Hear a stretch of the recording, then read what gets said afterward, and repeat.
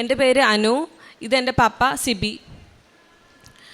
ഞാൻ ആദ്യമായിട്ട് ഉടമ്പടി എടുക്കുന്നത് ഏപ്രിൽ മാസം 2024 ഉടമ്പടി എടുക്കാനുള്ള മെയിൻ റീസൺ എന്ന് പറയുന്നത്, എൻ്റെ ഹസ്ബൻഡിന് നല്ലൊരു ജോലി ഉണ്ടായിരുന്നില്ല.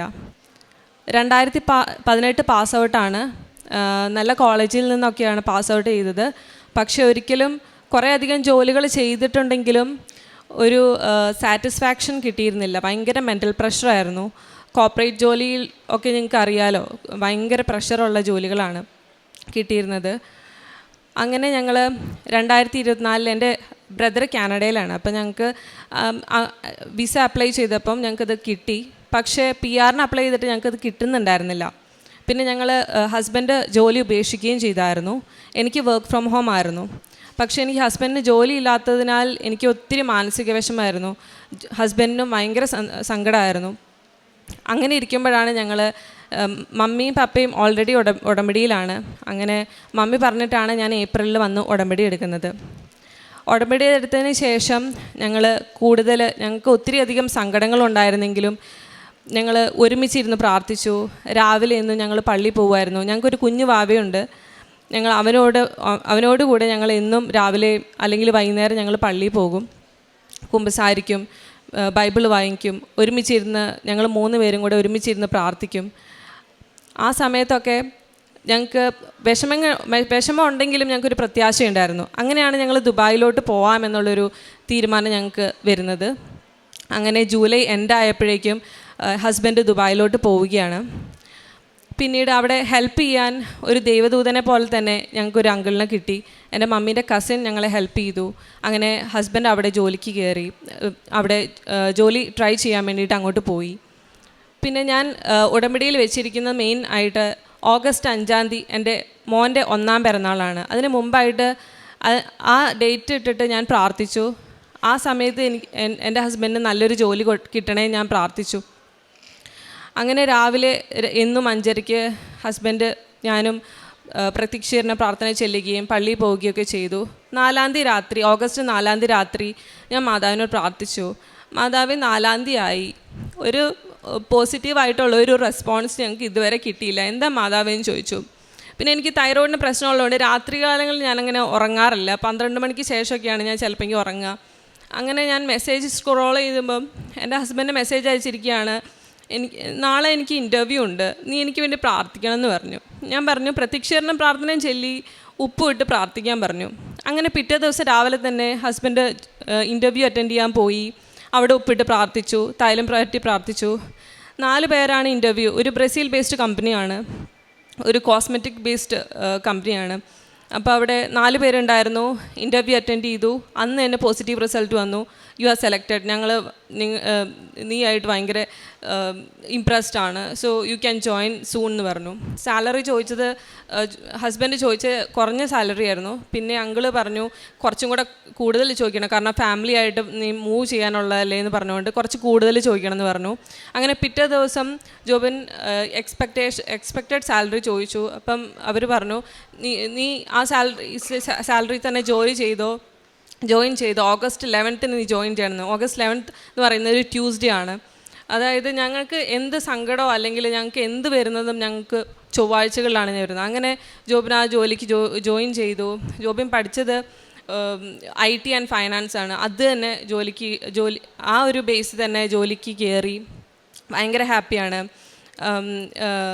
പിന്നെ രണ്ടാമത്തെ സാക്ഷ്യം പറയുന്നതിന് വേണ്ടിയിട്ട് അതിനു മുമ്പ് ഞാനൊരു വചനം പറയാം.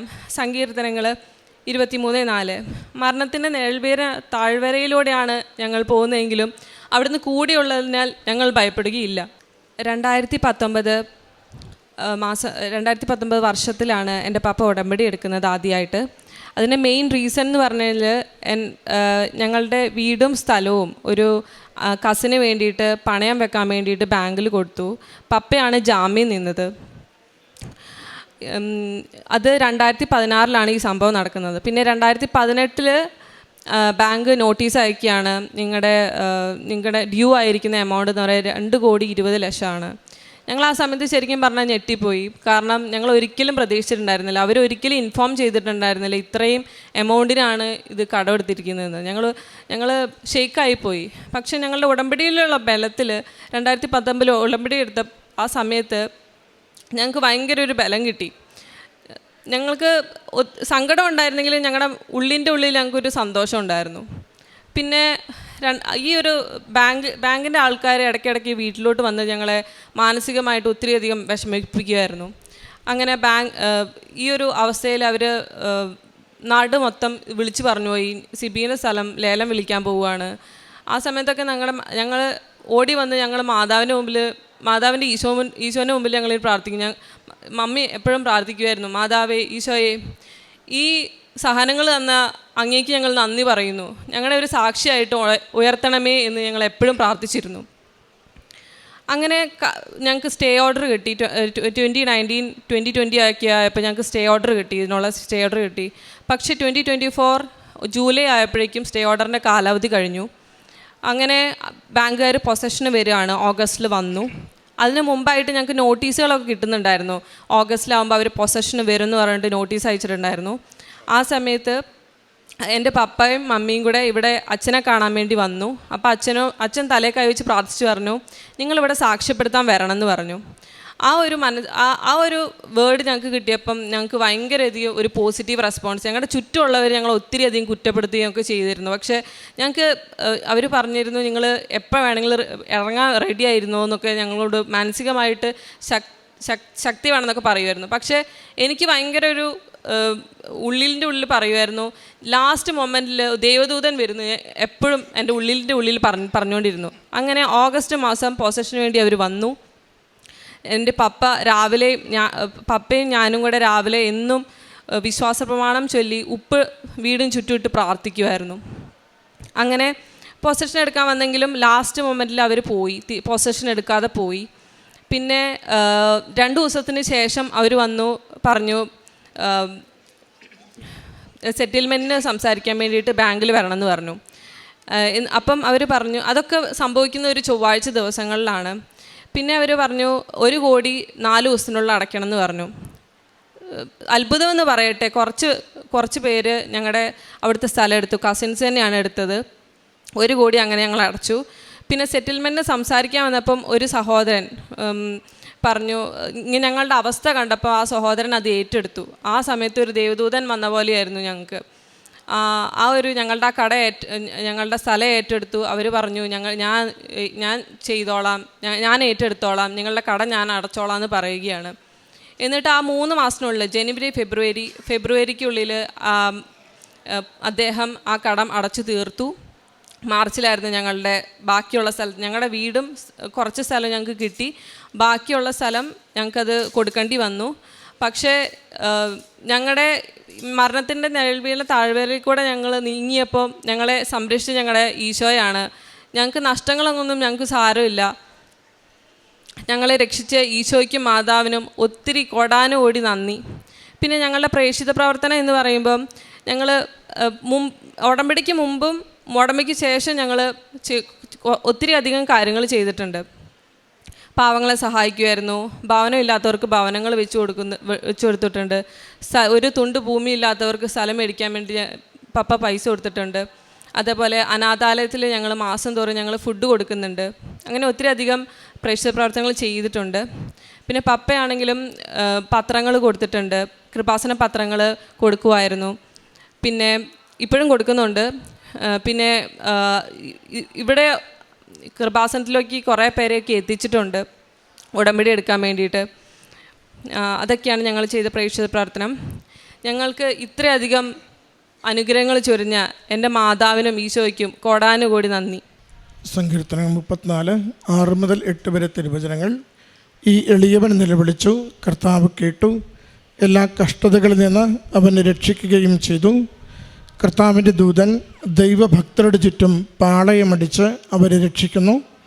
കർത്താവ് എത്ര നല്ലവനെന്ന് രുചിച്ചറിയുവൻ, അവിടുത്തെ ആശ്രയിക്കുന്നവൻ ഭാഗ്യവാൻ.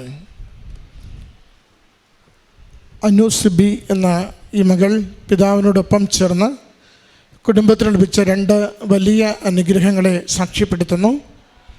ആദ്യത്തേത്, ജീവിത പങ്കാളിക്ക് ഒരു ജോലിയില്ലാതെ ക്ലേശിച്ചിരുന്ന നാളുകളിൽ അമ്മ മാതാവിൻ്റെ തിരുനടയിൽ ആഗ്രഹിച്ച് പ്രാർത്ഥിക്കുകയും നിയോഗം സമർപ്പിക്കുകയും ചെയ്തതിലൂടെ പ്രത്യേകിച്ച് ഡേറ്റിട്ട് പ്രാർത്ഥിച്ചത് മകൾ പറയുന്നുണ്ട്. ഉടമ്പടിയിലായിരിക്കുന്നവർ അമ്മ മാതാവിൻ്റെ പ്രത്യേകമായ സാന്നിധ്യത്തെ അമ്മ മാതാവിൻ്റെ ജീവിതത്തിൽ ഉടമപ്പെടുത്തിക്കൊണ്ട് നടത്തുന്ന പ്രാർത്ഥനയാണത്. ഡേറ്റിട്ട് പ്രാർത്ഥിക്കുമ്പോൾ മകൾ ആഗ്രഹിച്ച അതേ തീയതിയിൽ തന്നെ ജീവിത പങ്കാളിക്ക് ഒരു ഇൻ്റർവ്യൂവിൽ പങ്കെടുത്ത് ജോലി ലഭിച്ചു എന്നതാണ് സന്തോഷത്തോടെ സാക്ഷ്യപ്പെടുത്തുന്നത്. ഏറെ നാളുകൾ ജോലിയില്ലാതെ ക്ലേശിച്ചിരുന്നു. എല്ലാ വഴികളും അടയുമ്പോൾ പരിശുദ്ധമ്മ മാതാവ് അത്ഭുതകരമായി മകൾക്കും കുടുംബത്തിനും ഒരു തൊഴിൽ നൽകി വിദേശത്ത് അനുഗ്രഹിച്ചതിനെ സാക്ഷ്യപ്പെടുത്തി. രണ്ടാമത്തത്, ഒരു കൂട്ടരെ സഹായിക്കുവാനായി കുടുംബം ചെന്നതാണ്. പക്ഷെ വലിയ ആപത്തായി അത് തീരുന്ന സാഹചര്യത്തെയാണ് വെളിപ്പെടുത്തുന്നത്. അതും എല്ലാ കാര്യങ്ങളും പ്രതികൂലമായി പോകുന്നു. സമ്പത്തും വസ്തുവകകളും നഷ്ടപ്പെടുന്ന രീതിയിൽ കാര്യങ്ങളെല്ലാം മാറി മറിയുന്നു. എങ്കിലും മകൾ ആവർത്തിച്ച് പറയുന്നുണ്ട്, ഒരിക്കലും ഞങ്ങൾ നിരാശപ്പെട്ട് മാതാവിൽ നിന്നും മടങ്ങിയിട്ടില്ല. ഓരോ തവണയും കൂടുതൽ പ്രത്യാശയോടുകൂടി കോടികളുടെ കടബാധ്യതയിലും അമ്മയുടെ അരികിൽ വന്ന് പ്രത്യാശയോടെ ഞങ്ങൾ പ്രാർത്ഥിക്കുമായിരുന്നു. ഉടമ്പടി ജീവിതത്തിൻ്റെ പ്രത്യേകതയാണ് സന്ദേശങ്ങളിലൂടെ, ചില വ്യക്തികളുടെ ഇടപെടലുകളിലൂടെ നമ്മുടെ ജീവിതത്തെ അമ്മ മാതാവും ഈശ്വരമ്പരാനും നയിച്ചുകൊണ്ടിരിക്കും എന്നത്. അതിൻ്റെ അടയാളപ്പെടുത്തൽ തന്നെയാണ് സഹോദരി പറയുന്നതും. ആ നിയോഗം അടയ്ക്കുവാനാവാത്തത്ര തുക മൊത്തം നഷ്ടപ്പെടുന്ന അവസ്ഥകളിൽ ഓരോ സമയത്തും ഓരോ വ്യക്തികൾ അതിൽ ഇടപെട്ടുകൊണ്ട് ആ പ്രശ്നങ്ങൾ മുഴുവനും പരിഹരിക്കും വിധം, ആർക്കും വലിയ നഷ്ടങ്ങളൊന്നും ഉണ്ടാകാത്ത വിധം ആ വിഷയത്തെ 2 കോടിയിലധികം 3 കോടിയോളം വരുന്ന കടബാധ്യതകൾ മാറ്റിയെടുക്കുവാൻ കുടുംബത്തെ സഹായിച്ചതിൻ്റെ സാക്ഷ്യമാണ് ഈ കുടുംബം പങ്കുവയ്ക്കുന്നത്. ആ തുക ചെറുതല്ലെന്ന് നമുക്കറിയാം. ആ കുടുംബം കടന്നുപോയ തീച്ചുളയുടെ വേദനകൾ എത്രത്തോളമെന്നും ഊഹിക്കാവുന്നതേ ഉള്ളൂ. ഓരോ തവണയും വീടും സ്ഥലവും ജപ്തി ചെയ്തു കൊണ്ടുപോകുവാൻ എന്ന വിധം നിരന്തരം ആളുകൾ വന്നുകൊണ്ടിരിക്കുക, അവരുടെ പരുഷമായ വാക്കുകൾ കേൾക്കുക, നിസ്സഹായാവസ്ഥയെ നിൽക്കേണ്ടി വരുന്ന സാഹചര്യങ്ങൾ. അപ്പോഴൊക്കെയും ആകെ ബലമായുള്ളത് അമ്മ മാതാവിൻ്റെ ഉപ്പ് വീടിന് ചുറ്റും വിതറി പ്രാർത്ഥിച്ച് കോട്ട കെട്ടുന്നത് പോലെ അമ്മ ദൂതരെ ഈ ഭവനത്തിന് ചുറ്റും ഇത് നഷ്ടപ്പെടാതിരിക്കുവാൻ ഞങ്ങൾക്ക് കൂട്ടായി നൽകണമേ എന്ന ശരണപ്പെടൽ മാത്രമായിരുന്നു.